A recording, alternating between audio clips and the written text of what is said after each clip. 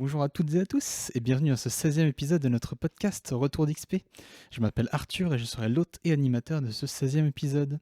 Et avant de commencer, laissez-moi vous rappeler en quelques mots le fonctionnement de notre podcast. À chaque épisode, l'invité du jour teaser au hasard l'un des 2 ou 3 sujets qu'il a lui-même proposé en amont de l'émission. Le but étant ensuite d'avoir un échange sur le sujet en question en l'abordant sous toutes ses facettes. Et pour ce 16e épisode, j'ai le plaisir d'accueillir Arthur. Bonjour Arthur, comment vas-tu ? Bien, et toi, Arthur? Eh Comment bah vas-tu? écoute, entre Arthur, tout va bien. Tout à fait. Je suis ravi de pouvoir t'accueillir. Donc voilà, pour ceux qui liraient le titre de la vidéo, voilà, il y a bien l'invité s'appelle Arthur. Ce n'est pas un problème d'écriture ou quoi.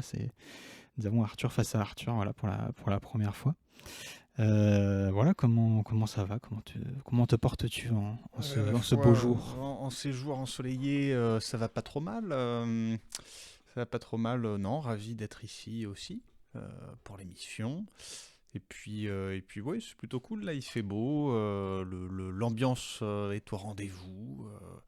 C'est plutôt agréable. Effectivement, je pense qu'on commence à rentrer dans une période assez sympathique de l'année quand même. Mais oui, c'est vrai que le changement de météo un peu soudain, là, parce qu'à l'heure où on s'enregistre, nous sommes le 22 mai. Voilà, c'est le début du soleil, un peu le début de l'été. On a un petit mois d'avance, mais voilà, ça arrive un peu plus tôt chaque année, j'ai l'impression. Mais bon, c'est comme ça, c'est pas désagréable. Voilà, on profite bien. Voilà, est-ce que tu peux. Ah, je sais pas, tu avais quelque chose à rajouter, pardon? Non, non, on est bon, on est bon. Ok. Est-ce que tu pourras te présenter un petit peu en quelques mots, nous dire qui tu es? Alors, qui est-ce que je suis? Donc, enchanté, Arthur, 30 ans. Alors, qui est-ce que je suis intéressé comme ça? Ok, très bien. Animateur de formation. euh, Ça, c'est pour mon métier, de manière générale. Ou en tout cas, celui que j'ai exercé ces dernières années. Et sinon, intéressé par les médias de manière générale, intéressé par le cinéma. Et voilà, un être humain avec plein de centres d'intérêt éparses et variés, en plus de son métier. Ok, eh ben, écoute, merci pour cette petite présentation, en tout cas. Vous voyez, peut-être quelques petits indices sur les potentiels thèmes qu'on va aborder ensemble. Ouais. Voilà, d'ailleurs, je propose, sans transition, qu'on puisse passer au tirage au sort du sujet, messieurs, dames. Donc voilà, comme d'habitude, tu as la petite pochette à côté de toi, de laquelle tu vas pouvoir retirer un papier. Voilà. Alors, ils sont au fond, c'est pas le truc le plus pratique, j'en conviens. Donc, ouais, je te laisse tirer un papier parmi ceux que tu as proposés et on va pouvoir avoir le sujet du jour. C'est pas le plus évident, j'ai tiré cartomancie. Je le sentais en plus. Je sais pas, je m'étais dit c'est le plus casse-gueule potentiellement. Ouais, Et c'est celui sur lequel ça tombe. Bon très bien. Oui, oui, ok. C'est un sujet qui m'a intéressé, moi, en ce qui me concerne. ouais, effectivement, pas facile à aborder comme sujet. C'est vrai que ça change un peu des propositions que Ouais. j'ai eues de mes invités précédents, mais justement, c'est aussi cette émission-là, est justement là aussi pour aborder des thématiques dont on parle un peu moins, mais permettre à des personnes qui ont des centres d'intérêt peut-être un peu originaux de pouvoir justement en parler et tout. Voilà, pour la petite anecdote, sachez qu'on a changé de thématique hier avant l'enregistrement.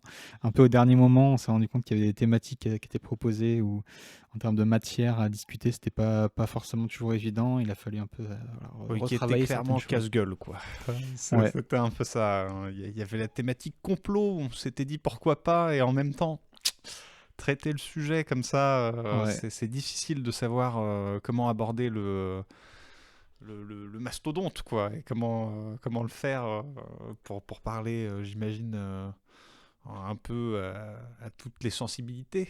Mm. Euh, Enfin bon. Du coup, oui, il y avait cartomancie. Il y avait d'autres intelligence. choses. Non, Ouais, alors, on dit rien. Ok. c'est pas grave si tu les dis, mais Ouais, généralement, ok. je préfère que on reste secret sur les autres thèmes qui n'ont pas été tirés, Ok, très bien. sachant qu'il y a des chances pour qu'ils soient abordés dans d'autres, proposés et abordés dans d'autres émissions. Voilà, on maintient un peu le mystère là-dessus.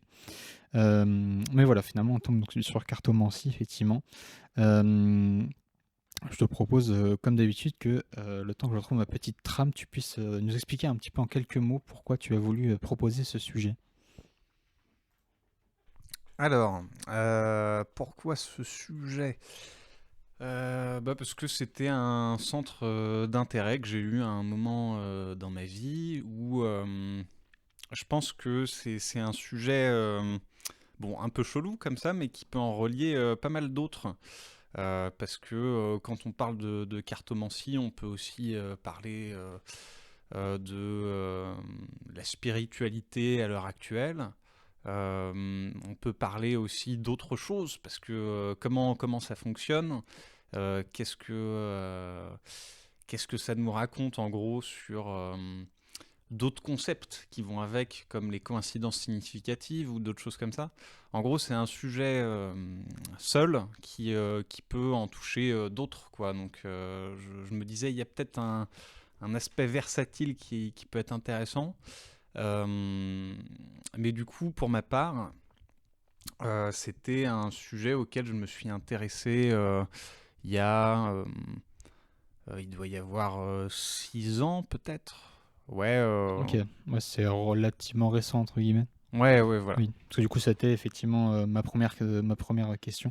Alors, sachant déjà, avant qu'on commence là-dessus, effectivement, comme on le disait un petit peu plus tôt, le fait que ce soit une thématique qui sorte un peu des sentiers battus et tout, ça fait que moi, j'ai eu effectivement peut-être un peu plus un peu plus compliqué, on va dire, à aborder, à trouver par quel moyen l'aborder, par quel moyen en discuter, etc. C'est pour ça que ma trame, elle est extrêmement réduite. Il y a très peu de questions, mais je compte justement sur un peu, comme tu l'expliquais, sur le fait qu'on va pouvoir un peu dériver sur d'autres sujets et tout. Ça va nous permettre de parler de pas mal de choses. Donc voilà, peut-être un déroulé un peu plus en roue libre, on va dire, que sur d'autres sujets, un peu plus, des sujets un peu plus concrets, des fois où tu as un peu plus de questions un peu plus euh, voilà, concrètes à poser. Bah là, c'est un petit peu moins le cas, mais justement, ça va nous permettre de fonctionner un petit peu différemment, mais c'est pas plus mal. Donc voilà, sur ça, on pourra reprendre un peu le fil de notre discussion. Donc effectivement, sur d'où te venait cet intérêt, tu disais, il y a à peu près 6 ans. Tout à fait, tout à fait, tout à fait. Donc alors, comment s'est manifesté cet intérêt? Ça peut être, Ouais, c'est ça, ouais. ouais, ok. Tout à fait. Déjà, j'avais du temps à perdre, je pense. C'est l'un des premiers trucs. C'était dans une période de creux. Donc, on travaillait sur un projet à l'époque. C'est marrant que j'arrive chauve, mais avec un camarade, à un moment donné, on sentait l'évolution d'une certaine calvitie sur nos deux visages. Et on s'était dit, bon, il y a peut-être un truc à faire qui peut être drôle. Et on avait pensé à créer un mouvement pour chauves de manière assez, comment dire ça, c'était à la fois sérieux, mais en même temps c'était pour déconner, donc on avait vraiment tout développé, quoi. On voulait s'appeler les alopéciens, parce que en fait le terme était respectueux. Quand tu dis calvicieux, il y a vicieux dedans, donc Ouais. il y avait toute une thématique comme ça qu'on commençait à essayer d'aborder. Et si jamais on essayait de créer un mouvement qui se voulait militant comme ça, quels pourraient être, comment dire ça, les axiomes qu'on irait prendre, quoi. Donc on s'était mis là-dedans. Et puis, enfin, nos visions, on ne savait pas trop où on allait et on était un peu bloqué sur le truc quand même. Donc même si on avait créé des cartes de visite alopécienne, on avait fait tout un tas de trucs comme ça, mais on sentait qu'on bloquait. Et du coup, pendant ce moment de blocage, euh, on s'était dit, bon, bah merde, on n'arrive plus à avancer, comment on fait, qu'est-ce qui se passe? Et puis lui s'intéressait à l'époque à Alexandre Jodorowsky, qui est le gars qui a fait La Montagne Sacrée.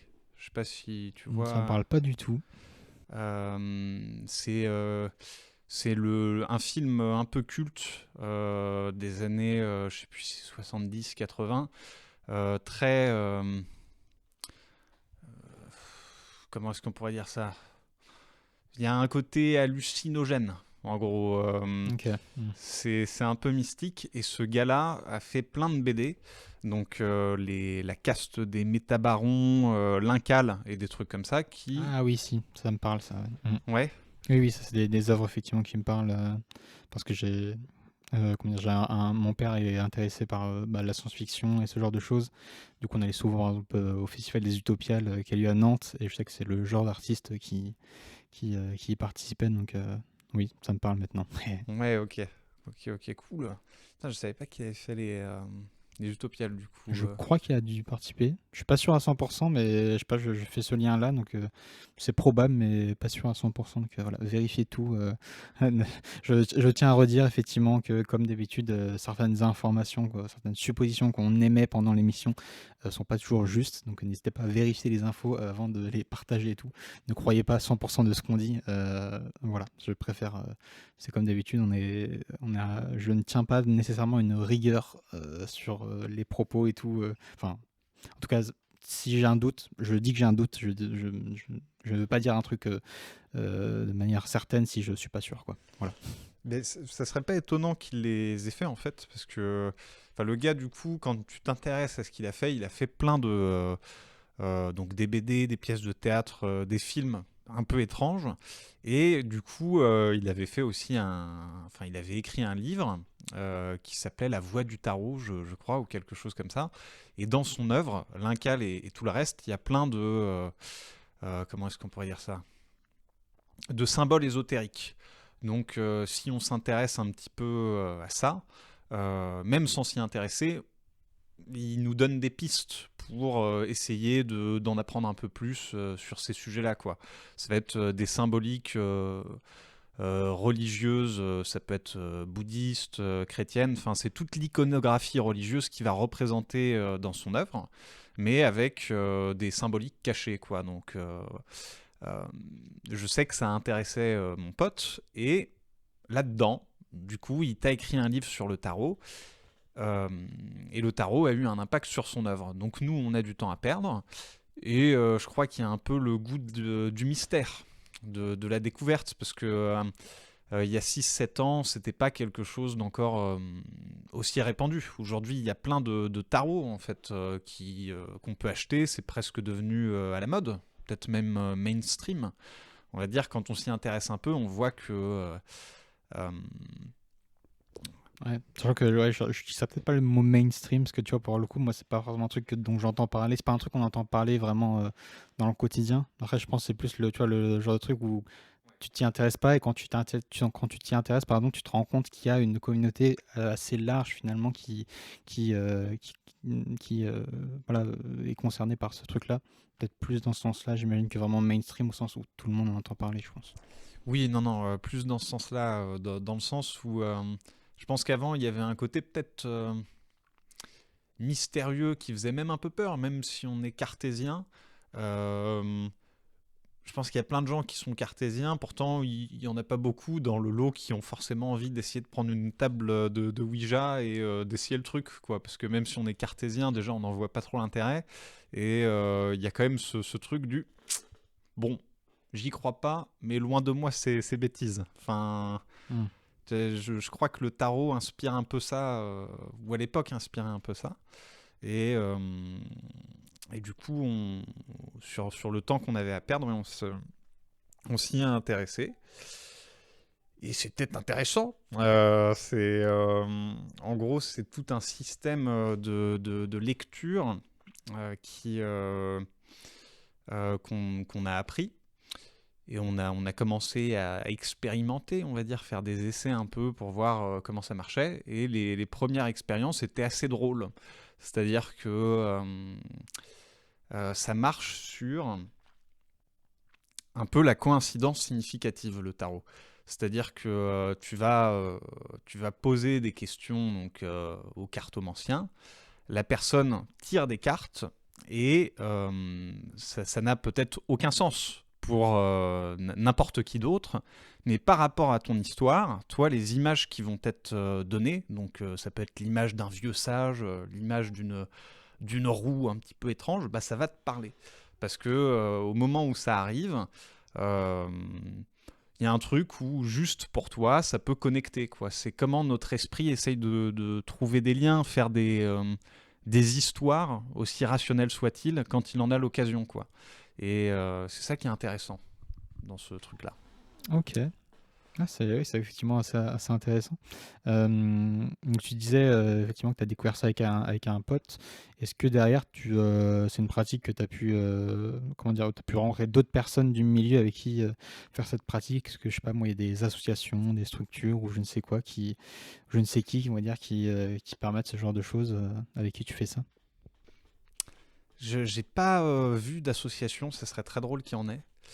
Euh, je pense qu'il y a beaucoup d'autodidactes, en fait, de gens qui vont essayer par pure curiosité et qui vont apprécier la pratique. On va dire ça comme ça. Euh, alors, comment est-ce que ça fonctionne? Enfin, à mon sens, je pense qu'aujourd'hui, ça va être plutôt ça. Des gens qui font leurs recherches par eux-mêmes et qui vont expérimenter par eux-mêmes, ouais. Et du coup, on a expérimenté, nous, on a effectivement essayé un peu. J'ai ramené un jeu de tarot, peut-être, pour expliquer aux gens comment ça fonctionne.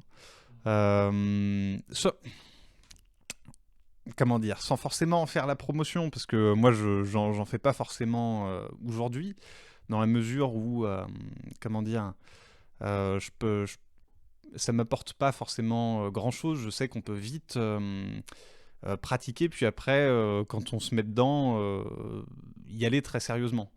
Moi, pour le coup, c'est pas mon cas. C'est-à-dire qu'il y a toujours eu un aspect un petit peu pour rigoler, puis au bout d'un moment, je me suis dit, bon, bah, ça connecte pas, quoi. Enfin, mon esprit rationnel fait que... Hmm. euh, Oui, tu te plonges pas dedans non plus. Je sais pas comment dire, tu arrives à garder une certaine distance par rapport à ça. Enfin, je peux. ouais, voilà. Ou alors, il y a un côté, ça peut vite devenir rotor. C'est-à-dire que si jamais on a des essais concluants, on se dit waouh, c'est incroyable, ça marche. Après, on peut vite poser plein de questions à son jeu de tarot et se mettre dans un truc comme ça récurrent qui apporte pas grand-chose. Mais là où c'est intéressant, en gros, je pense, c'est quand on voit pas du tout comment ça fonctionne. Donc, où est-ce que je m'embarque? Non, j'ai ramené un jeu de tarot pour montrer comment que, quel est le système, comment ça fonctionne, quoi, en gros. Oui. Oui, effectivement, c'est une des choses que je voulais demander, effectivement, un peu plus concrètement. Est-ce que, avec un exemple ou autre, un peu moyen de nous expliquer un peu comment concrètement ça fonctionne, quelle interprétation, on va dire, des cartes tu fais, et ce genre de choses un peu. Donc, euh, donc voilà, je te laisse nous expliquer un petit peu tout ça rapidement. Ça peut être intéressant de découvrir, parce que c'est vrai que je pense que entre guillemets, ceux qui ne s'y connaissent pas doivent pas forcément spontanément savoir comment ça fonctionne tout simplement, quoi.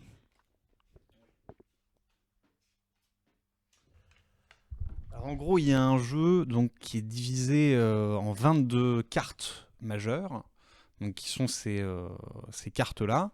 Et quand on s'intéresse donc au travail par exemple de Jung sur les archétypes, donc c'est quelqu'un qui a travaillé sur, c'était un élève de Freud pour faire simple, et il a travaillé sur l'inconscient collectif ou des choses comme ça. Et pour lui, il y a des figures archétypales qui sont ancrées en chacun de nous. Donc, euh, en fonction des mythes, des différents mythes et légendes qui entourent toutes les religions, tous les rites, bah, on peut retrouver ces mêmes figures un peu partout dans le monde. Donc celui, en tout cas, c'est ce qu'il a essayé de démontrer dans son travail. Je suis loin d'être un spécialiste, mais comment dire, c'est ce que on en comprend quand on s'intéresse un peu au tarot. Et du coup, le tarot travaille là-dessus. En gros, c'est un jeu de cartes classique, sauf que les trèfles, euh, les carreaux, tout ça vont être remplacés par bâtons, deniers, coupes et épées, qui ont chacun une signification qui leur est propre, et 22 cartes qui racontent une histoire qui va être une histoire assez similaire au voyage du héros. Alors je sais plus qui a écrit le voyage du héros en question, mais je sais que ça devait être un contemporain là aussi de Jung. C'est comment il s'appelle? C'est Campbell, je crois. C'est. Oui, Attends. ça doit être ça, ouais.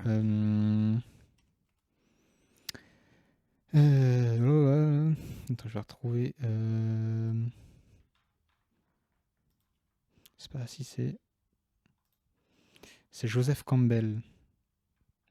C'est ça, Joseph Campbell, et ça s'appelle Le voyage du héros ou le monomythe. Un truc, c'est un exemple qui est beaucoup utilisé dans pas mal d'œuvres comme Le Seigneur des Anneaux, Star Wars ou autre. C'est un peu ce parcours classique d'un héros qui découvre des choses, apprend des choses, bat des ennemis et retourne chez lui, ce genre de choses.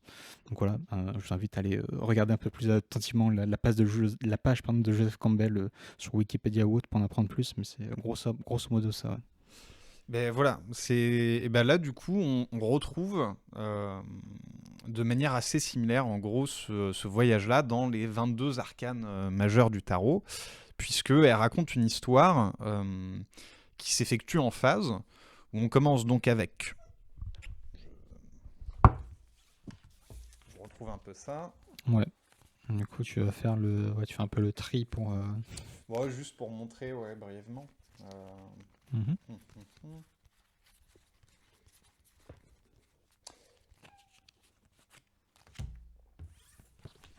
Voilà, c'est ça.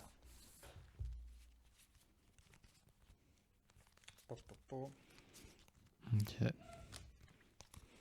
Donc, ouais, un petit tri de cartes. Alors, j'allais dire pour ceux qui sont en audio, mais il n'y a pas d'audio parce que l'épisode normalement sera comme d'habitude publié que sur YouTube. Donc, dans tous les cas, vous aurez la vidéo, vous verrez les manipulations de Arthur avec ses cartes. D'ailleurs, il ne faudra pas hésiter à me montrer. Alors, je ne sais pas si on verra très bien, mais jamais tu dois montrer des cartes à la caméra pour illustrer un peu tes propos. N'hésite pas. Ouais. Bon.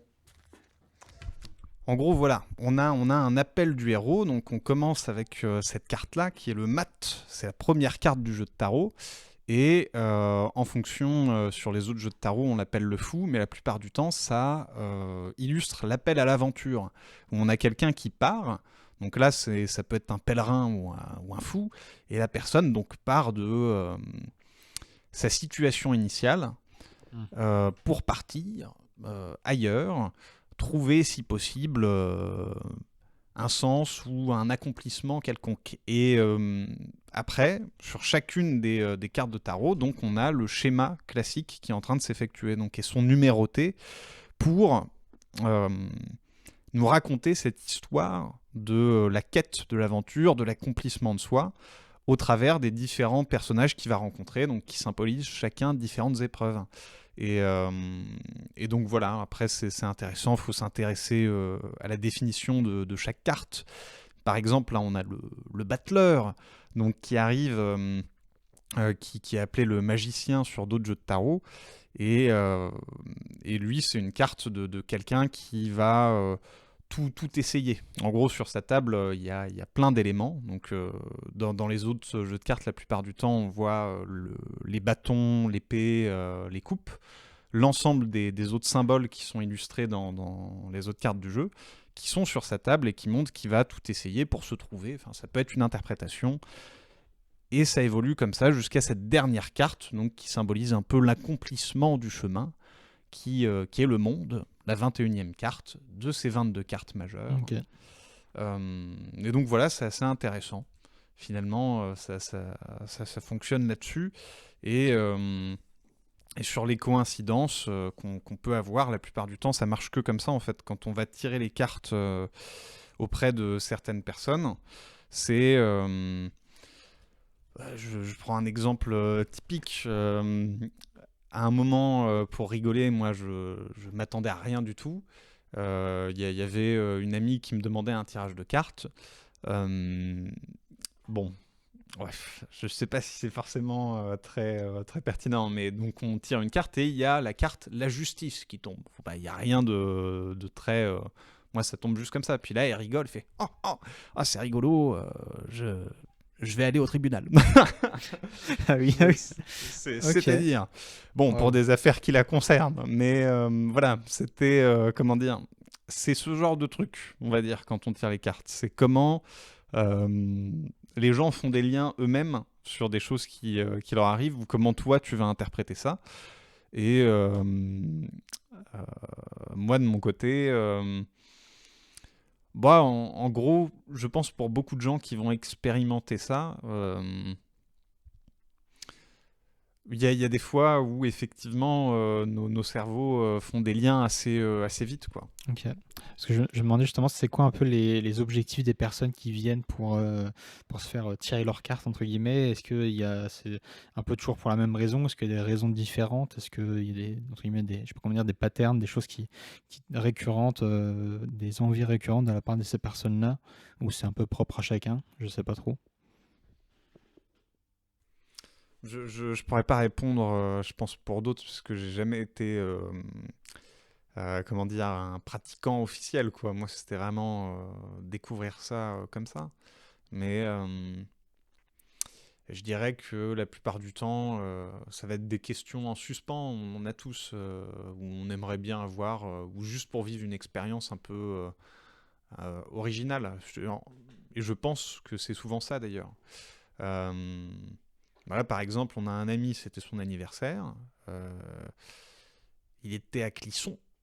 Et à Clisson, il y avait tout un festival un petit peu original d'artisans qui venaient ou autres. Et il y avait cette personne qui tirait les cartes. Donc c'était un homme, et il avait décidé de s'appeler Irmo 3000. Ok. Et on est tous allés voir Irmo 3000, un à un. Il était très pertinent, Irmo 3000. Il a fait des tirages comme ça. Il était embrumé.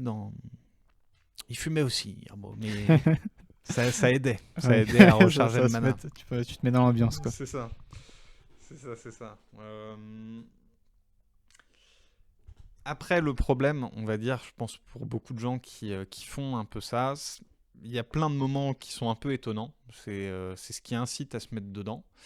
Euh, mais après, il y a le côté où on peut très vite vouloir, si on a des essais concluants ou qui nous parlent, poser beaucoup de questions, ou alors Hmm. finalement on sait que très peu de choses sur la façon dont ça marche. C'est soit le hasard, soit notre cerveau qui fait des liens, soit pour d'autres c'est plus, et il faut faire attention. Donc dans tous les cas, ça dépend je pense, des sensibilités de chacun. Ouais, du coup, est-ce que ça veut dire, enfin, je sais pas si tu arrives à situer ça, mais est-ce que les gens qui viennent, c'est plus genre juste pour découvrir comme ça, essayer, puis ils le font une fois, puis après ils arrêtent, ou est-ce que au contraire, il y a une proportion de gens qui veulent découvrir et finalement se rendre compte assez rapidement que ça les intéresse, ça leur parle et ils essayent peut-être un peu plus de se plonger là-dedans et tout? Parce qu'en termes de proportion, tu saurais dire un peu. Alors, la plupart des gens, à mon avis, c'est juste pour vivre une expérience un peu drôle, qui demandent ça soit à leurs amis, soit à autres. Et le reste, c'est des gens qui ont à un moment donné du temps à perdre pour s'y intéresser vraiment, je pense. Ou alors une vraie curiosité, mais c'est moins fréquent. La plupart du temps, oui, c'est pour vivre des expériences. Je pense un petit peu étonnantes comme ça. Mais du coup, là où c'est marrant, c'est, je pense, sur les coïncidences significatives. C'est des trucs qu'on vit tous, ça. C'est vrai que c'est assez marrant. Est-ce que toi, tu as des coïncidences? Je retourne, mais est-ce que la question, mais est-ce que tu as des coïncidences, toi, qui te font rire parfois dans ta vie, ou des timings précis où tu te dis, c'est marrant. Ouais, je pense que ça peut m'arriver. Peut-être pas très souvent non plus, mais ouais, occasionnellement. Bah, là, par exemple, il m'en arrive une très récemment, entre hier et aujourd'hui. C'est que j'ai un ami qui m'a proposé d'aller au Hellfest, le festival de musique. Sauf qu'en fait, en même temps, il y a quelqu'un d'autre qui m'a rappelé que au même moment, j'avais un autre truc de prévu, mais que j'avais oublié. Et du coup, en fait, le fait qu'on rappelle deux événements, on parle de deux événements qui ont lieu au même moment, et sans que je m'en sois rappelé, ça m'a fait un peu bizarre de me dire: «Ah oui mince, c'est vrai que j'ai ça, plus ça, du coup, il va falloir que j'essaye de jongler entre les 2, donc je suis en train d'essayer de m'arranger à faire en sorte de pouvoir, participer aux 2, ce genre de choses. Mais il y a ça, mais aussi, un autre exemple, je sais pas si ça rentre dedans, mais le fait aussi que des fois tu penses à un truc auquel t'as pas pensé depuis longtemps, et puis pile au moment, tu tombes sur une info ou un message qui correspond à ce truc. Genre par exemple, je sais pas, je pense à un pote à moi que j'ai pas vu depuis longtemps, et bah, pile au moment où je pense à lui, bah, je reçois un message de sa part, par exemple. Tu vois, ce genre de choses, où, tes pensées coïncident avec, ce qui se passe dans la vie. Donc je sais pas Ouais. si ça rentre un peu dans l'explication que tu donnes, mais Ah oui, oui, tout à fait. Je crois que c'était peut-être ça, moi aussi, qui m'intéressait. Ce truc où tu penses à quelqu'un et d'un coup, t'as une anecdote ou alors un truc qui t'y relie comme ça. Où c'est des mécanismes assez étonnants finalement. Je sais que j'avais eu un collègue de travail que j'avais pas vu depuis très longtemps, mais alors vraiment très très très longtemps. Et d'un coup, je pense à lui. Ça m'arrive très rarement, hein. J'avais pas pensé à ce personnage depuis des années. Je pensais, c'est bizarre, pourquoi je pense à ce personnage? Et là, d'un coup, j'ai un pote que je vois beaucoup plus fréquemment qui m'appelle comme ça. On était dans la même rue, hasard. Il fait Arthur. Je me retourne, évidemment content de voir sa tête. Il fait putain, tu sais pas qui est-ce que j'ai croisé? Et il avait croisé à l'instant même l'autre camarade avec qui on avait travaillé tous les deux. Donc c'était marrant, des moments comme ça, on va dire. Ouais, il y en a pas mal. ok. C'est Et du coup, assez- tu fais quel lien entre justement la cartomancie et j'ai oublié le terme déjà, Ouais. coïncidence Mais c'est significatif, ouais, significative, ouais. comme ça. Bah, parce que ça. Parce que je pense que ça fonctionne là-dessus, en fait. C'est. En gros, le but, c'est vraiment de capturer des moments, quand on le fait en tout cas, où les gens vont penser d'un coup, enfin, ou comment est-ce qu'on pourrait dire ça? Oui, capturer des coïncidences comme ça. Je pense que c'est toute l'essence du truc. Mais, mais ouais, après, faudrait peut-être tirer les cartes pour montrer, mais le truc, c'est qu'après, ça part sur des cas pratiques. Donc, je pense que. Euh, mais oui, oui, c'est un peu ça, à mon avis. Ce, ce truc d'essayer de voir s'il n'y a pas un inconscient qui parle ou essayer de communiquer avec ça, quoi. Ouais, ça me fait penser à une question. Alors, déjà, première sous-question. Est-ce qu'ils ont un nom, ceux qui tirent les cartes? On les appelle les cartomanciens, ou est-ce qu'il y a je sais pas, un terme particulier? Je sais pas si tu sais. Bah, ça doit être ça, ouais, cartomancien ou tarologue. Ok. Et du coup, ma question principale, c'était justement, est-ce que ces gens-là, est-ce qu'avec le temps et en gagnant de l'expérience, ils arrivent à avoir je sais pas comment dire, des pratiques qui leur permettent de réussir quasiment à chaque fois, de se dire, bah, il y a des explications, des interprétations qui ont, je sais pas, je dis des bêtises, 9 chances sur 10 de parler à la personne en face, ou au contraire des interprétations où c'est beaucoup trop spécifique et la personne, ça va flop entre guillemets. Euh, Comment un peu est-ce qu'il y a, ouais, il y a un peu ce jeu-là de, bah, avec le temps, tu arrives à interpréter de la bonne façon pour que ça fasse mouche ou pas. Ah, je sais pas du tout. En voyant Irmo 3000 opérer, j'ai vraiment l'impression qu'il faut se mettre dans un état d'esprit particulier, quoi.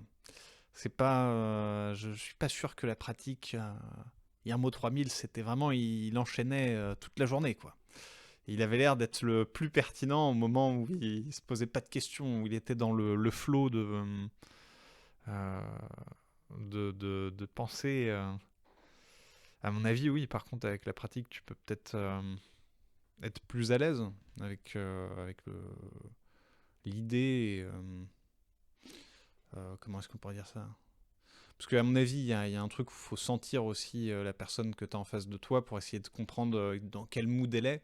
pour adapter ton discours, parce que faut voir comment faire résonner euh, tes symboles avec l'imaginaire de la personne qui est en face, quoi. Est-ce Donc, que, ouais, genre, est-ce que du coup, par exemple, une personne qui vient pour la première fois ou une personne qui s'est déjà fait tirer ses cartes, est-ce que tu adoptes un comportement différemment vis-à-vis de ce genre de situation? je sais pas du tout. Je sais pas du tout. J'ai l'impression. Moi, je pourrais pas dire. Je sais que moi, perso, je n'y crois pas. Mais quand je faisais un peu ces tirages-là, euh, j'essayais de voir comment connecter avec l'histoire des gens que j'avais en face de moi, mais je la connaissais. Donc, quand je connaissais pas l'histoire des personnes que j'avais en face, ça donnait. Euh, C'était beaucoup plus confus, quoi. Et du coup, ça veut dire que ta pratique est différente si jamais tu le fais avec une personne que tu connais déjà vis-à-vis d'une personne inconnue, quoi. Ah, je pense, ouais. Ouais, je pense clairement, ouais. Ça serait pas étonnant. Ça serait pas étonnant. Ok. Je voulais demander, ah oui, si, qu'est-ce que toi, à titre personnel, ça t'apporte justement de faire cette pratique? Est-ce que toi, ça te permet de découvrir des choses sur toi-même, sur les autres, sur la vie en général? Est-ce que tu fais cette pratique avec entre guillemets, avec un but précis en tête ou pas forcément? C'est quoi un peu ton ressenti là-dessus? Hmm. Ben, justement, c'est ça qui est intéressant. Je pense que beaucoup de gens s'y intéressent. Euh, Il y a l'aspect mystérieux qui, tout d'abord, est attrayant. Mais à la base, c'était peut-être. Je pense que ça nous fait rebondir peut-être sur l'importance de la spiritualité ou non dans la vie des gens. En gros, là où c'était.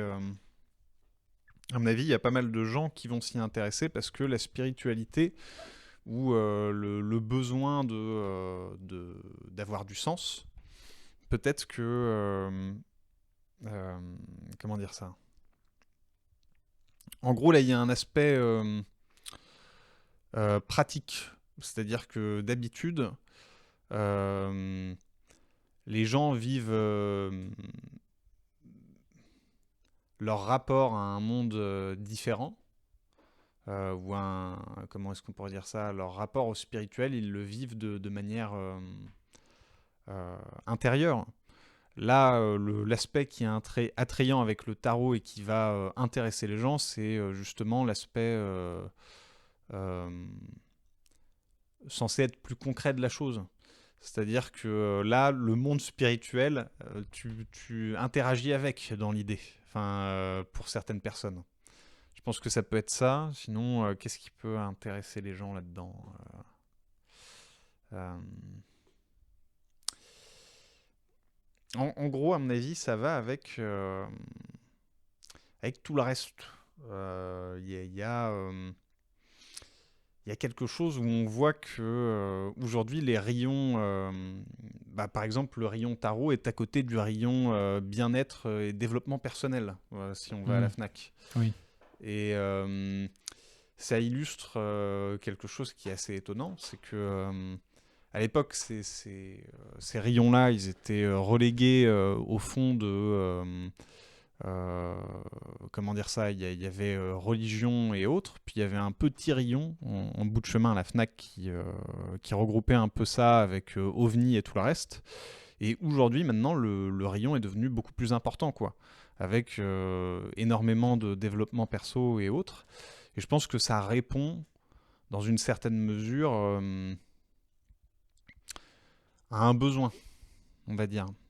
Un besoin que les gens c'est pas forcément qu'ils le trouvent plus dans les religions traditionnelles, c'est que comme les religions traditionnelles aujourd'hui ont été un peu, enfin, il y a eu un mouvement à un moment donné où de détachement peut-être par rapport à ça. Bah, ceux qui s'en sont détachés à ce moment-là, se sont peut-être euh,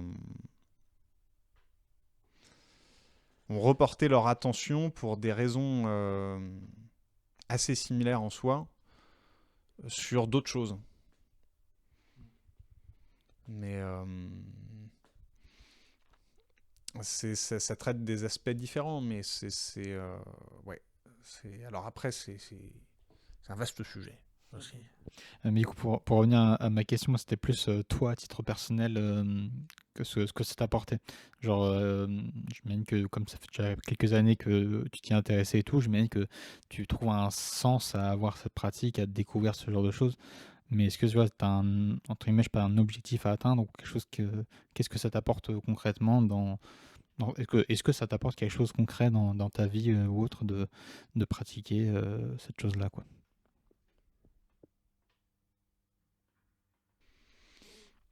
Moi, je le fais plus beaucoup, moi, de mon côté. Euh, Ce que ça m'apportait au début, je pense, c'était l'intérêt sur l'iconographie qu'il y avait derrière. Euh, le symbolisme, de manière générale, m'intéresse un peu, quoi. Essayer de comprendre des choses ou voir comment ça fonctionnait. Et puis une fois que j'ai expérimenté un peu, bon, bah, ça m'a permis de me faire des anecdotes qui étaient marrantes. Parce que au début, tu vis des moments qui sont étonnants, quoi. Tu découvres ça avec des amis ou tout seul. Tu trouves des façons de raconter des histoires qui sont marrantes. C'est plus vivre des moments originaux qu'autre chose. C'est plus ça la motivation à la base. Et puis après, je m'en suis détaché à partir du moment où j'avais vécu mes trucs que je trouvais drôles. Mais quand ça commençait, où je voyais que ça pouvait peut-être prendre un tournant un peu plus sérieux, où je me disais, ah, bah, j'ai vécu des moments marrants, autant essayer de vraiment me plonger là-dedans. Je me suis dit non, ça m'intéresse pas pour autre chose, quoi. Oui, effectivement, comme tu disais juste avant, je pense que c'est une pratique aussi qui est favorable à des histoires un peu peut-être rocambolesques, à peut-être inviter des fois des personnes qui sont un peu plongées dedans à révéler je sais pas, enfin, des secrets, en tout cas des histoires peut-être qui sortent un peu de l'ordinaire et tout. C'est vrai qu'il y a un peu ce côté aussi curieux, un peu de me dire, bah tiens, voilà, c'est une pratique qui est entre guillemets simple à mettre en place, mais derrière ça peut mener à découvrir des histoires, des situations ou autres et tout. Mais, euh, mais oui, d'après ce que je comprends, du coup, tu chercheras peut-être pas forcément à prolonger cette pratique pendant très longtemps, quoi. Oui, ouais, ouais. Après, voilà, ça va être en fonction des expériences de chacun, mais il y a des fois où on vit des trucs où on se dit, bon, c'est rigolo quand les anecdotes, ou comment dire ça, quand il y a des cartes marrantes qui sortent, mais admettons, il y a des cartes de merde qui sortent à plusieurs reprises, puis après, il y a vraiment des trucs de merde qui arrivent. Ça devient d'un coup beaucoup moins drôle. Il y a un côté où tu te dis, comment dire ça, euh, c'était drôle au début, mais si jamais je me rends compte, ou alors je commence à vraiment y mettre du sérieux là-dedans et me dire, ah putain, en fait, il se passe un truc de fou, et puis et je sais même pas quelles sont les énergies que j'invoque ou autre. Je sais pas. Là, il faut pousser la curiosité peut-être plus loin. Euh, Hmm. J'imagine que ouais, tu dois des fois te retrouver dans une situation où tu es un peu dépassé par les événements. C'est-à-dire que toi, tu pars sur un truc un peu simple, un peu tranquille, et puis la personne, je sais pas, se livre ou raconte des choses waouh, tu t'attendais pas à ce que ça parte aussi loin, quoi. Je sais pas si c'est déjà arrivé un peu ce genre de situation. Alors non, ça, à la limite, ça peut être cool, je pense. Moi, c'était plus... je donne un exemple.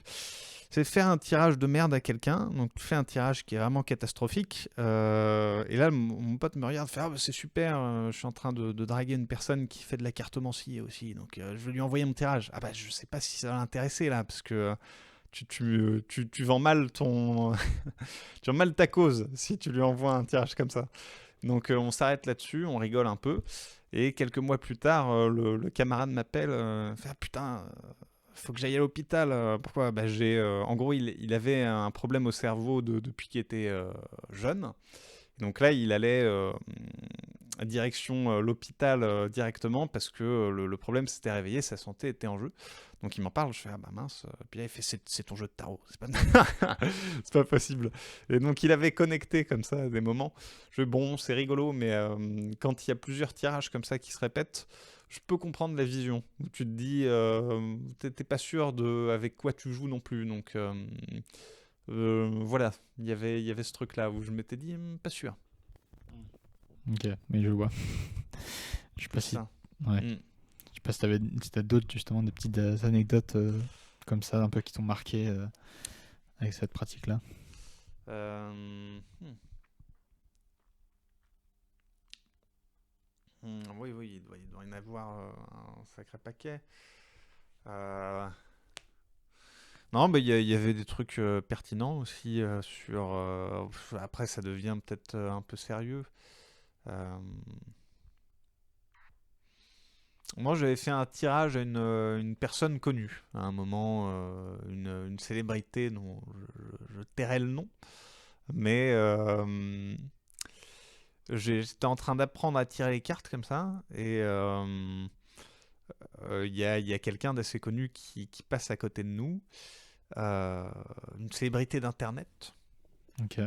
Euh, et qui commence à rigoler un peu, quoi, parce que je lisais les cartes en même temps que je tirais, donc j'avais un livre de définition de cartes à côté de moi. Il dit, mais c'est le cartomancien le plus nul de la planète, en fait. Mm. Donc là, c'est difficile enfin voilà, de lui prouver qu'il a tort. Donc il passe à plusieurs reprises, il fait rire un petit peu les gens qui je tire les cartes. Je lui dis, bah écoute, je peux te tirer les cartes si tu veux, il y a aucun problème. Il a tiré les cartes les plus nulles qui existent. Vraiment, c'était une avalanche de cartes de merde sur cartes de merde. Donc on le regarde comme ça, et chaque carte empirait la situation de manière plus catastrophique que la Mm. précédente. Donc au bout d'un moment, il fait c'est pas possible, il faut une dernière carte, là, il faut une dernière carte. Puis il arrêtait pas de dire qu'il allait tomber sur la mort. Et du coup, ça n'a pas manqué. La dernière carte qui a pioché pour essayer de redorer le blason, ou alors de, comment est-ce qu'on pourrait dire ça, de redonner une étincelle aux cartes qu'il avait déjà tirées, c'était la mort. Du coup, c'était drôle. Ça veut pas dire que c'est une mauvaise carte, mais la façon dont elle tombait rendait le truc assez rigolo. C'est ça, en gros, les moments qu'on peut vivre quand on fait du tarot. Mm. C'est plein de moments un peu cons, comme ça, Oui. qui rendent le truc assez drôle, mais qui peuvent faire poser des questions aussi. Et je pense, après, voilà, ça dépend des sensibilités de chacun. Mais moi, en gros, ça a entretenu un intérêt. euh, mais effectivement, quand tu vis pas mal d'anecdotes assez drôles comme ça, tu te dis, bon, finalement, ça remplit pas, dans mon cas, euh, peut-être en gros, ça a étanché une soif de curiosité, mais ça s'est arrêté là. Après, ça va jamais, en tout cas, même pour Irmo 3000, qui avait l'air d'être très compétent, Mm. j'ai pas l'impression que ça va donner des événements précis de ce qui va se passer dans ta vie, quoi. C'est plus, tiens, il y a ça, ça. Si ça te parle, fais-en ce que tu veux. Mm. C'est plus comme ça que ça fonctionne. Est-ce que du coup, il y a eu à l'image de ce que tu racontais tout à l'heure, il y a eu par exemple, des situations où tu tirais les cartes à quelqu'un et que, je sais pas, quelques jours, semaines, mois, années plus tard, la personne revenait vers toi en disant, bah, ah, tu te souviens à l'époque, tu avais tiré les cartes, et ben en fait, ça a coïncidé avec des trucs qui sont arrivés bien plus tard et tout. Est-ce que ça s'est déjà arrivé, ce genre de situation? Peut-être pas année, mais moi, oui, peut-être plus tard. Il y a eu des trucs marrants comme ça où tu fais un tirage, vraiment, mais alors rien de particulier. Enfin, ça ne te parle pas du tout. Et oui, tu dis le plus de banalité possible vis-à-vis des cartes que tu vois, tu essayes d'interpréter. Mais comme les gens ont envie je pense, de connecter, de raconter des histoires, et enfin, il y a cette envie-là de trouver un sens là-dedans, en vrai, qui est important. Bah, il y a des choses, moi, enfin, voilà, où j'ai fait un tirage à une pote de travail qui vraiment ne me parlait pas du tout. J'ai dit, bon, bah, voilà, t'as un choix. Ça s'est arrêté là, et elle était revenue m'appeler quelques mois après, et Mm. visiblement, ça l'avait beaucoup marqué, quoi. C'est exactement passé comme t'as dit. J'ai pas dit grand chose quelque part, mais voilà, ça en gros, c'est tout le truc aussi qui est intéressant là-dedans, comment est-ce qu'on pourrait dire ça, les archétypes. C'est la façon dont nous, on a envie de trouver du sens dans notre vie. Mm. Et même dans les petits détails anodins, la façon dont on a envie de se raconter des histoires, de leur donner une puissance ou une valeur symbolique. C'est intéressant, ça parle de ça, je pense, Et puis peut-être d'autres trucs qui nous dépassent aussi, je sais pas du tout. Hmm. Est-ce que derrière, il n'y a pas des fois une petite, je sais pas comment dire, une petite crainte que, par exemple, quelque chose un peu de tragique qui match avec, enfin, une annonce tragique match avec la personne et finalement ça arrive et il arrive quelque chose de tragique à la personne et du coup de se dire en tant que cartomancien, tu es un peu responsable potentiellement responsable, même si voilà, c'est la vie aussi qui fait ça, mais de moments tragiques, tu te dis, ah bah non, c'est la coïncidence, j'ai tiré un truc qui allait pas, et finalement c'est ce qui est arrivé quelques temps plus tard, quoi. Ben, pour le coup, là, le pote en question qui avait eu l'opération, moi, il y avait eu plusieurs tirages de merde dans la même période. Je m'étais dit, putain, il y a pas ce sentiment de, mais enfin, ou de responsabilité ou autre, mais il y a un côté où tu te dis, bon, si c'est efficace, quelque part, j'ai pas l'impression que ça apporte grand chose non plus. Par exemple, là, demain, tu sais ce qui va t'arriver, ou alors Irmo 3000 te dit ce qui va t'arriver. Qu'est-ce que ça a changé à ta vie? Que ça marche ou que ça marche pas? Finalement, c'est la question aussi. Parce qu'il y a un côté où euh, le truc prédictif, prédire l'avenir des gens, du coup, soit tu peux rien changer, soit ça n'arrive pas. Donc, c'est difficile de voir l'intérêt. Par contre, essayer de trouver un aspect psychologique à ça, ça peut être intéressant. Essayer de faire des tirages de cartes, tu dis qu'est-ce que ça t'évoque, tiens, trouver ça comme prétexte pour aller plus loin dans la psychologie des gens qui sont en face de toi, les permettre de se livrer et d'avoir accès à un ressenti peut-être plus personnel sur la façon dont ils vont aborder leur vie. Ça peut être quelque chose d'assez intéressant. Bon, c'est ma take en tout cas. Je pense qu'il peut y avoir plein de visions différentes de la chose, quoi. Y en a pour qui peut-être savoir ce qui va leur arriver demain ou avoir la sensation que ce qu'on leur dit est pertinent, c'est important. Mais pour le coup, c'est peut-être un peu risqué, oui, parce que je me dis si t'es cartomancien et que tu tiens un truc qui est pas cool et qu'après ça se produit, ou puis il y a un côté qui est désengageant, quoi. Puis tu vas te poser la question aussi, en quelle mesure est-ce que le fait d'annoncer quelque chose peut enfermer une personne dans un état psychologique précis, quoi. Parce qu'on le voit, on peut se créer vraiment des histoires importantes à partir de pas grand-chose. Moi, vraiment, la pote qui m'avait rappelé quelques mois après pour me dire « Putain, ça s'est passé exactement comme tu l'avais dit », j'ai rien dit. J'ai pas dit grand-chose d'impressionnant, quoi. Donc on peut vraiment se raconter énormément. Faut pas négliger l'impact qu'on peut avoir sur les gens en termes d'auto-persuasion, à quel point soi-même on peut s'auto-persuader pour faire coller certaines choses. Donc, oui, voilà, moi, le truc de prédiction, ça m'interpelle, on va dire. Je suis pas sûr d'en voir l'intérêt, mais c'est vrai que des fois, il y a des trucs marrants, quoi. Je vais donner un exemple. Je crois que c'est pour ça que je m'y suis intéressé plus tard, d'ailleurs. Quand j'étais plus jeune, bon, il y a eu un moment, lycée, il y a eu une période où je n'allais pas très bien. Et au lieu de m'emmener voir un psy, ma mère avait décidé de m'emmener voir un cartomancien. Terrible idée. Ah ouais, oui, c'est vrai que c'est une décision qui est assez particulière, parce que je pense à cet âge-là, je pense peut-être mieux de se reposer sur des choses un peu plus tangibles, entre guillemets, que ce genre de pratique. Après, peut-être quand tu es un peu plus indépendant et quand par le futur, je pense qu'il y a moyen de s'ouvrir, mais c'est vrai qu'à cet âge-là, c'est peut-être mieux de. Je sais pas si c'est la meilleure décision, effectivement. Bah, dans tous les cas, c'était assez étonnant, quoi. Moi, pour le coup, le personnage était, enfin voilà, très druidique. Toutes les religions étaient présentes dans son cabinet. T'avais une pyramide, il y avait une petite statue de Marie, il y avait une main de Fatma. Il jouait sur tous les tableaux. Et te regardait comme ça. C'était... T'as aucun échappatoire. Le mec est partout. Il sait tout ce qui peut t'arriver. Donc c'était assez drôle. Pour le coup, c'était difficile de prendre ça au sérieux, quoi. Donc tu poses des questions. Puis c'est bien parce qu'il avait vraiment cette sensation d'avoir toutes les réponses. Donc il te regardait comme ça.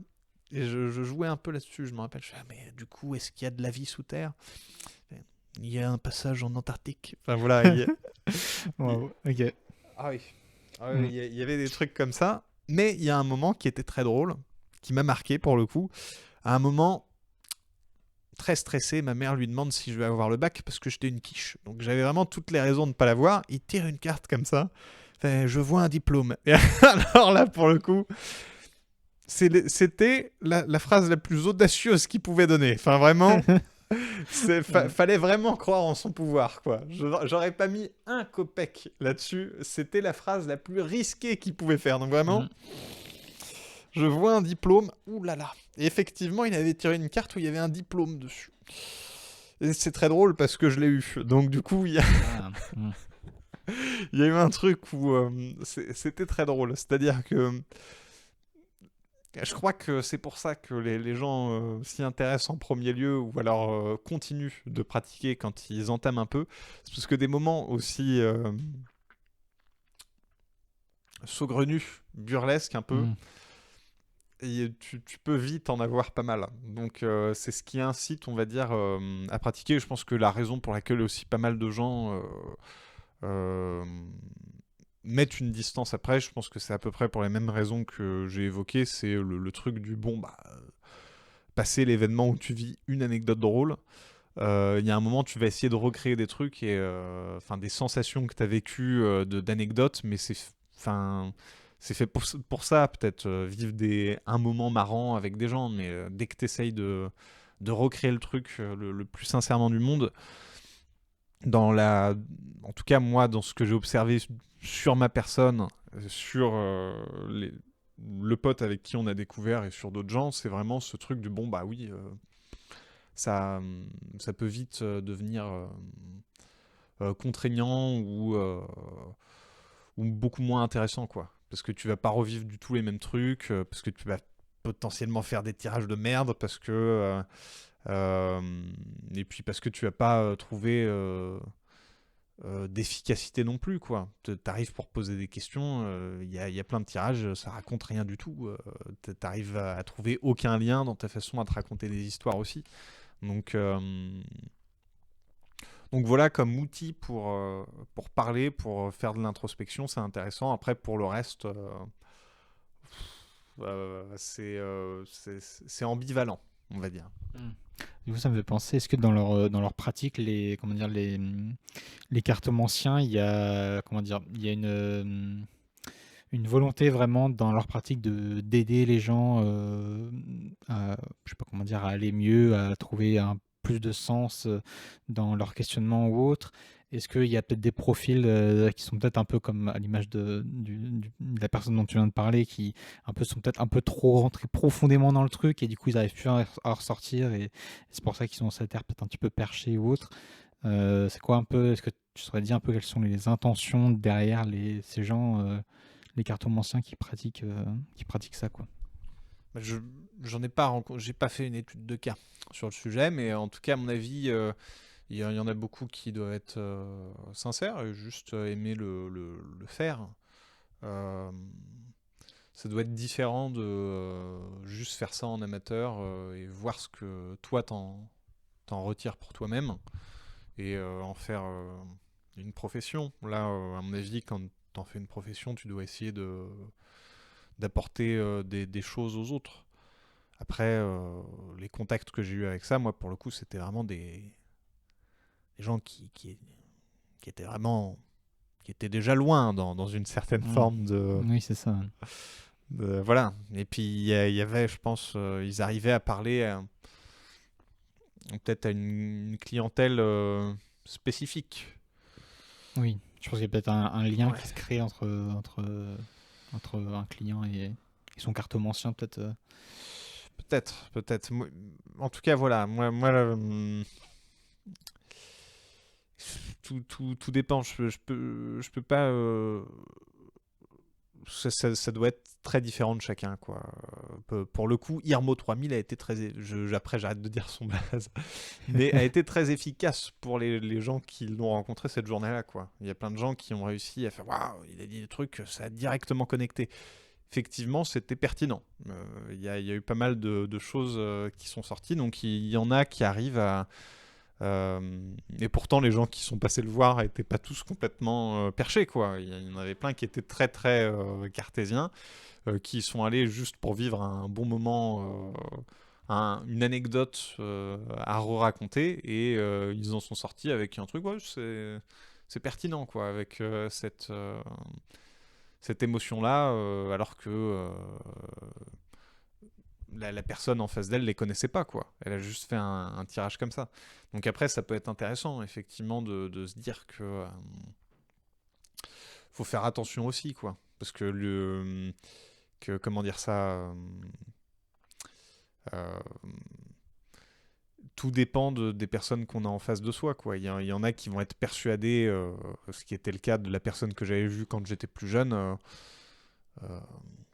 de parler à des entités, de savoir ce qui se passe au centre de la Terre, et voilà. Donc il y a des gens qui sont là-dedans aussi. Il faut faire gaffe. Faut faire gaffe. Je pense que c'est tout euh, tout le truc. Ouais, faut faire attention sur qui on tombe. Ouais. Mm. Parce que justement, tu as des, Ouais. comment dire, des conseils ou des warnings à adresser à des personnes qui voudraient s'y intéresser ou autre. Euh, Bah, c'est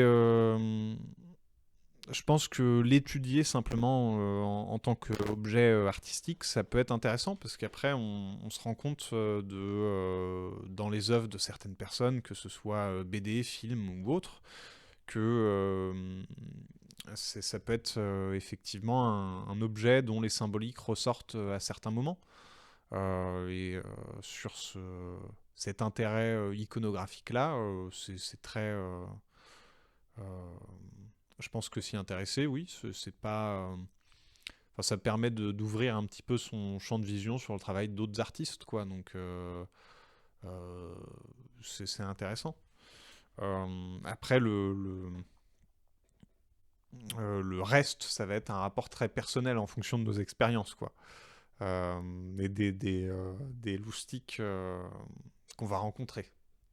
Ça va plus être ça, je pense. Et ouais, il y en a plein. Je, je, je pense aussi que beaucoup de gens qui le font, il doit y avoir des résidus de pratiques un petit peu spirituelles, quoi. Le truc, c'est quand même bien démocratisé. Je sais que là, par exemple, sur mon dernier lieu de travail, j'avais rencontré un camarade très sympa en gros, il s'habillait en Bob l'éponge. On dormait dans la même piole. Donc, en tant qu'animateur, on avait tous, enfin, bref, un appart avec nos chambres individuelles. Lui c'était full Bob l'éponge. Il avait la blague BFF, il avait le lit Bob l'éponge, l'oreiller Bob l'éponge, Ok. la vibe Bob l'éponge. Donc voilà, il y avait cet aspect un petit peu oh, salut mon pote. Donc voilà, très étonnant. Et ce mec-là, et mais il ritualisait un peu tout ça, quoi. Donc il m'était fait attention, faut fermer la porte parce que sinon il y a des merdes qui vont rentrer. Donc voilà, il était très là-dedans. Et le truc qu'il m'a fait était pas déconnant non plus. Donc faut faire, à mon avis, quand on rentre là-dedans et qu'on essaye de s'y intéresser, je pense déjà, je sais pas si ça parle forcément à toutes les personnes qui sont cartésienne, tu vois, t'es cartésien, ça se trouve, t'auras pas du tout la curiosité de t'y intéresser. Mais en tout cas, ceux qui s'y intéressent, oui, gardez peut-être un recul et oui, oui, essayer en fonction de se faire sa propre opinion, quoi. Mais moi, je mettrais un warning quand même sur la pratique, parce qu'en fonction, c'est très différent en fonction des uns et des autres, mais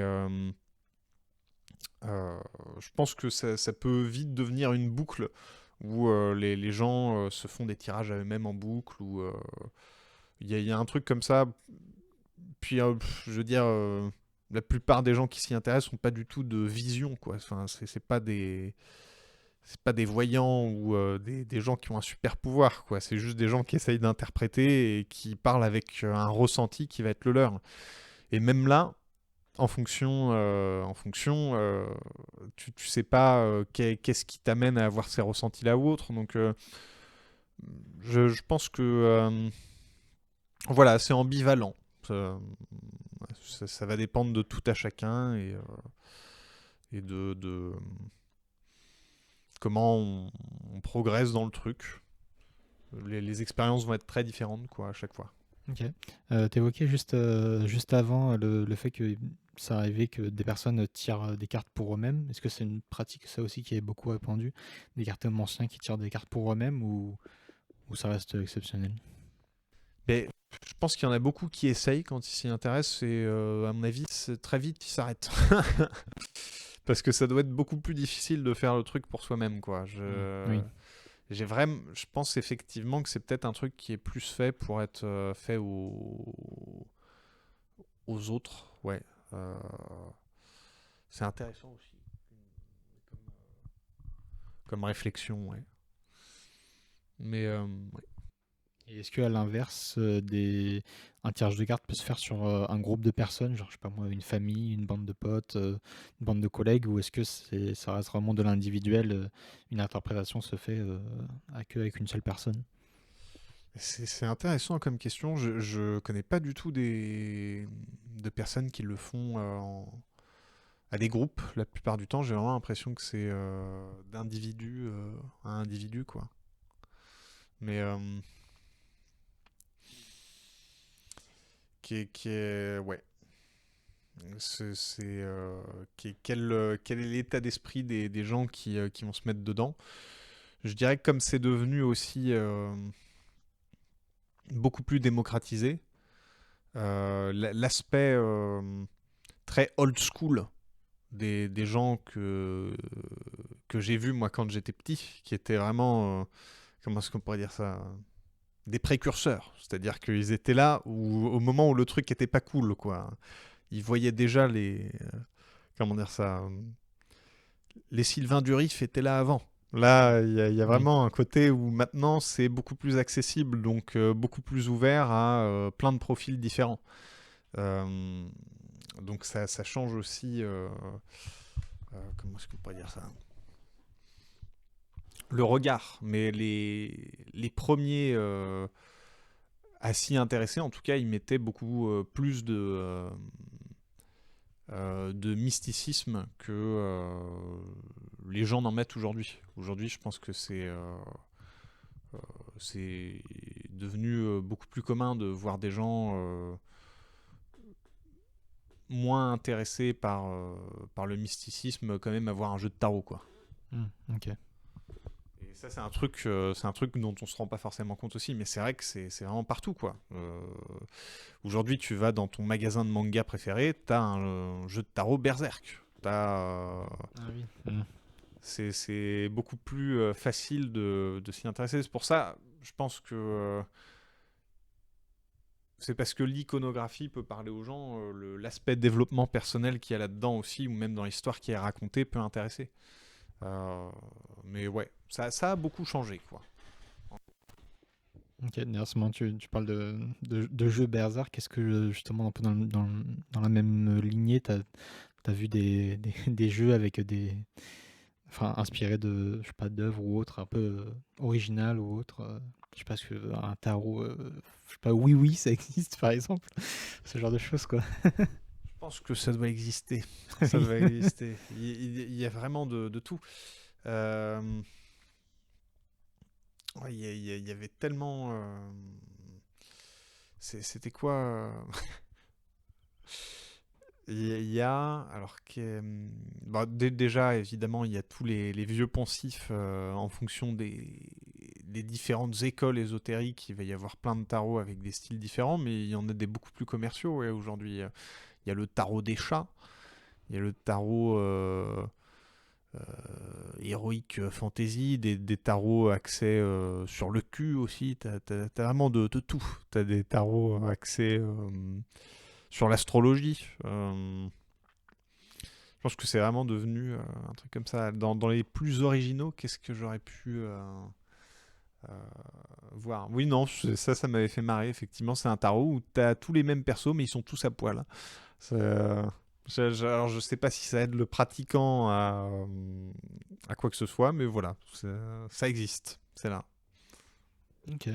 Et pour poursuivre un petit peu, bon, je vais poursuivre là-dessus, mais non, c'est plutôt autre chose. Est-ce que tu as des contenus, que ce soit sur Internet ou à la télévision, des émissions, des créateurs de contenu et tout, qui abordent cette question-là de la cartomancie, par exemple, que tu pourrais, je sais pas, recommander ou autre pour ceux qui voudraient s'intéresser ou découvrir un peu cette chose-là?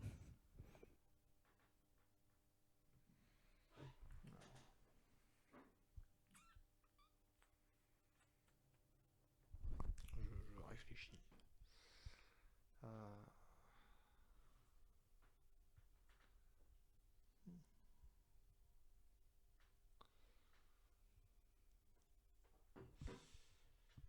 Bah, euh, c'est pas forcément lié, mais Alt 236 fait des trucs qui sont intéressants sur plein de sujets, un petit peu crypto.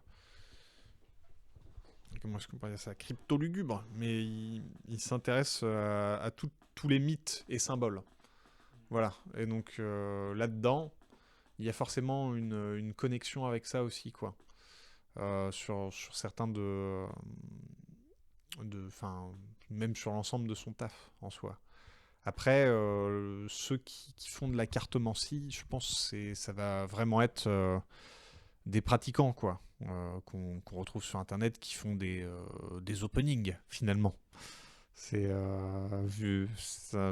va plus être ça. J'ai pas encore vu de gens qui ont des chaînes dédiées à l'explication du tarot, moi. Ok. Ça me fait penser, question bête, mais ça coûte ou pas de se faire tirer les cartes par un cartomancien? Ou pas forcément, ou ça dépend, quoi. Tout dépend des gens qu'on va voir, oui. Euh, ça va dépendre de sur qui on tombe. Je connais pas les tarifs exacts. Ça va vraiment dépendre des différents cartomanciens, mais en tout cas, oui, des consultations de cartomancie sur Nantes, il y en a un sacré paquet. Donc, il doit y avoir moyen de comparer les tarifs, lesquels sont les plus attractifs ou non. Il y a pas de plateforme sur Internet où dit compare. C'est Ouais, ça, comment ça s'appelle, le Trivago, c'est ça? Pour comparer les vols, bah t'as truc pour comparer les en tarifs des fait, cartomanciens. je crois qu'on peut aller dans l'esbrouf même de certains trucs, parce que finalement, ça va aussi là-dedans sur certains points. Il y a quand même un truc où, sur les modèles économiques aujourd'hui de l'ésotérisme, pour avoir vu l'impact effectivement notamment mes parents qui s'y intéressaient, il y a plein de façons de ponctionner de l'argent. Le modèle économique le plus efficace, ça doit être l'appel téléphonique. Il y en a plein qui se mettent là-dessus, ou alors donc t'appelles et l'appel est payant à la minute. Ça, visiblement, c'est des machines à cash qui fonctionnent très bien sur la génération avant la nôtre. Nous, on a Internet. Je pense que ça change quand même 2-3 trucs, même de grandir avec Internet plutôt que de grandir avec juste téléphone Oui. simple. Et il y a ça, ouais, le modèle économique qui semble très bien marcher, c'est des gens qui vont te faire un compte-rendu vocal sur WhatsApp, comme ça, et te disent j'ai des énergies, là. Et ils t'envoient 1 minute de compte-rendu, 50 €, comme ça. Wow. 1 minute toutes les 2 semaines, ça arrive comme ça. Ah, je sens, là, il se passe des trucs, là. Oui, c'est un peu ce Super. qu'on évoquait tout à l'heure. Il peut y avoir peut-être un peu Ouais, des dérives ou un business un peu malsain qui peut se créer autour de ce genre de choses ouais, pour des ouais. personnes un peu, j'allais dire, entre guillemets, un peu crédules ou autres. Ça peut arriver. Ouais, ouais, tout à fait. Bah là, pour le coup, il faut faire gaffe, ouais. Mais quelle pratique aujourd'hui est-ce qu'il pourrait y avoir qui utilise on va dire le nouveau, nos nouveaux centres d'intérêt pour jouer là-dessus. Ça peut être intéressant de visualiser un petit peu, d'essayer de deviner comment ponctionner un max de thunes. Euh, ouais, bah oui, ça sert à ça aussi, quoi. S'il y en a qui sont pas rigolos, effectivement. Ouais, donc effectivement, peut-être plus, se dire si tu as envie de découvrir, tu fais un essai gratuit lors d'un festival, Ouais. comme, euh, comme, euh, comme avec, comment il s'appelle, ISO 3000, là. Ouais, Pas ouais, c'est ISO ça, 3000. ouais, ouais, tout à fait. Tout à Euh, fait. Dédicace à lui d'ailleurs, s'il nous écoute. Ouais, ouais, ouais, tout à fait. Tout à fait. Non, mais Sacré personnage, on dirait. ouais, ouais, mais la DA était là aussi. Vraiment, tout était au top. Mais oui, effectivement, je pense que c'est beaucoup plus parlant de faire un truc comme ça, ouais. Ou au moins, ouais, de prendre les choses avec. Enfin, faut voir. Dans tous les cas, ceux qui cibleront une clientèle précise finiront toujours par la trouver, quoi. Donc, Mm. mais. Hmm. Ok, et bah écoute, on va arriver à peu près à la fin de l'émission parce on a parlé quand même de pas mal de trucs. Je sais pas si tu avais un sujet qu'on n'a pas abordé, dont tu voulais parler vis-à-vis de la cartomancie ou pas, ou est-ce on passe à la conclusion tranquillement?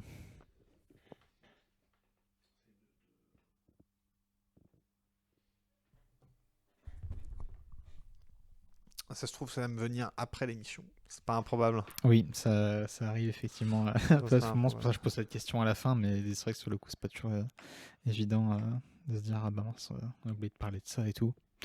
Donc voilà, si ça devient, tant mieux. Si ça devient pas, tant pis. Je pense qu'on a quand même fait un bon tour. Je pense qu'il y avait une bonne partie des trucs qu'on a abordés auxquels j'avais pas forcément pensé. Et justement, c'est ce que je disais en début d'émission. Je pense que c'était un thématique qui se prêtait plus au fait Ouais. de un peu divaguer, aborder plein de choses différentes. Et ouais, c'était intéressant. Donc au moins, voilà, on a fait un tour assez complet, mine de rien, je trouve.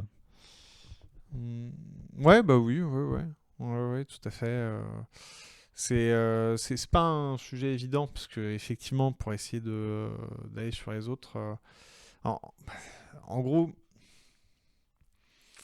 il y a certains sujets où c'est difficile d'être neutre en fonction de comment tu perçois la chose. Donc c'est ça qui est difficile aussi, traiter la chose avec du recul. Euh, et dans un esprit peut-être un peu impartial, là où finalement, sur les sujets sur lesquels ça peut mener, ça va pas forcément être neutre en fonction Mm. de comment tu perçois la chose, quoi. Donc c'est ça qui est un peu compliqué. C'est pour ça que c'était peut-être pas un sujet évident, mais bon, voilà, en tout cas, il y a eu un tour d'horizon, on va dire, sur ça peut apporter des anecdotes, faut faire attention parce que de manière évidente, bah, tu sais pas forcément comment ça marche, même ça peut peut-être t'entraîner dans des boucles qui sont pas forcément très salvatrices. Euh, Ça peut être un outil d'introspection, mais faut faire gaffe aussi sur qui tu tombes. Euh, et, euh, et je pense que c'est surtout ça qui est important, quoi. Essayer de garder une rationalité, puis dès que tu vois que ça peut te mener sur des anecdotes qui finalement sont pas drôles ou autres, voir aussi avec ta sensibilité à toi, est-ce que toi c'est juste cartésien, est-ce que c'est plus que ça? Si c'est plus que ça, bah, est-ce que tu as envie de t'investir plus là-dedans ou pas? euh, euh, voir comment poser ses limites et se rendre compte que bah, pour certaines personnes, c'est juste un outil introspectif, pour d'autres, c'est bien plus, et dans ces conditions, bah, faut faire gaffe, quoi. Ça dépend de comment on interprète. C'est pour ça que c'est difficile à aborder sous un angle non... comment dire ça non partisan sur un parti pris particulier, quoi. Mais ouais, voilà. De mon côté, essayer d'en parler d'une façon peut-être globale, sans trop... avec une partie des ressentis que j'ai eus. Euh, mais, euh, mais la raison pour laquelle j'ai vécu des anecdotes qui pouvaient être marrantes au début, pourquoi ça m'intéresse moins aujourd'hui, puis pourquoi j'en fais pas, sauf une fois de temps en temps, si jamais il y a une anecdote marrante que tu as à vivre pour un anniversaire ou autre, voilà, mais euh, effectivement, pourquoi moi ça m'intéresse moins, mais ça m'a intéressé. Chacun son parcours et la vie de ça, quoi. Ok. Bah écoute, ouais, je trouve que c'était ouais, effectivement un thème intéressant. Je pense qu'on a abordé pas mal de choses. Et puis j'apprécie effectivement la façon, l'angle par lequel on a abordé les choses. C'était intéressant, je pense aussi, de pouvoir aborder et expliquer les choses de cette façon-là. Donc voilà, merci pour ça. Merci pour un peu toutes ces explications et ces conseils vis-à-vis de la cartomancie. Du coup, est-ce que avant de conclure l'émission, tu as une petite chose à ajouter, un petit mot de la fin à partager Oh, bah, merci à toi de m'avoir invité, merci pour ce moment. Et puis, bah non, voilà. Merci à toi. Eh ben, merci à toi d'être venu. Voilà, et ben, en tout cas, mesdames, messieurs, sur ce, nous arrivons à la fin de ce 16e épisode de Retour d'XP. J'espère que vous avez apprécié cet épisode et que vous continuerez d'apprécier les suivants. Merci encore à toi, Arthur, d'être venu. Ravi d'avoir fait cet épisode en ta compagnie. Et quant à nous, chères auditrices, chers auditeurs, on se retrouve très bientôt pour un nouvel épisode accompagné d'un nouvel invité sur une nouvelle thématique. Nous vous souhaitons à toutes et à tous une excellente journée, nuit ou soirée, quelle que soit l'heure ou l'endroit d'où vous nous écoutez. Et on se dit à la prochaine. Ciao!